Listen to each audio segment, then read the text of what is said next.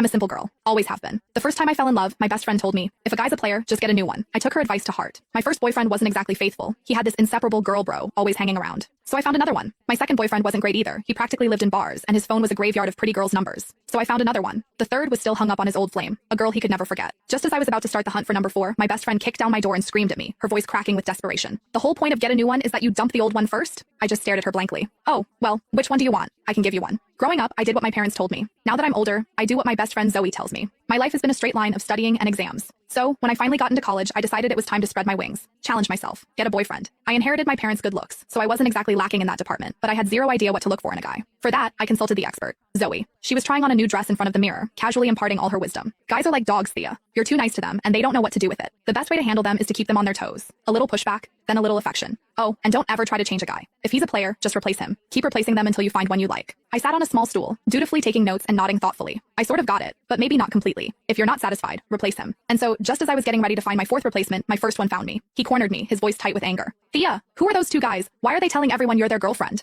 Liam was gorgeous. That was the first rule Zoe taught me. A guy has to be hot. If he's not, you'll lose your appetite just looking at him. I took that to heart. I met Liam at freshman orientation. He was a popular senior in my major, on stage sharing his experiences. I was sitting in the front row, and I was probably the only girl there actually listening to his speech instead of just drooling over him. So, after the event, he came right up to me and asked for my number. He started texting me constantly, checking in, walking me back to my dorm after class. On weekends, he'd take me shopping off campus, to the movies, out to dinner. He'd bring me bubble tea and snacks when I was stressed from studying. He even bought me a ridiculously expensive necklace. For the first 18 years of my life, my world had been a placid pond. Liam was the first stone to ever make a ripple. So when he asked me to be his girlfriend, I said yes. What I didn't expect was that after we got together, I'd discover he had a best girlfriend who was practically attached to his hip. On one of our dates, Liam's girl bro showed up uninvited. She slung an arm around his shoulder like they were buddies and winked at me. The girlfriend won't mind, right? Me and Liam go way back. We're totally platonic. Liam just sighed, but he was indulgent. Thea's super understanding. She doesn't get hung up on stuff like this. I just smiled, watching how close they were. I remembered Zoe telling me that some things were only for a boyfriend and girlfriend. So, were they a couple? What did that make me? The other woman? For our 1-month anniversary, Liam took me to an amusement park. We were having a great day, mostly because his girl bro Tanya was nowhere in sight. But as dusk fell and we headed for the Ferris wheel, she popped up like a weed. She had that same overly casual look on her face as she linked her arm through Liam's. Liam!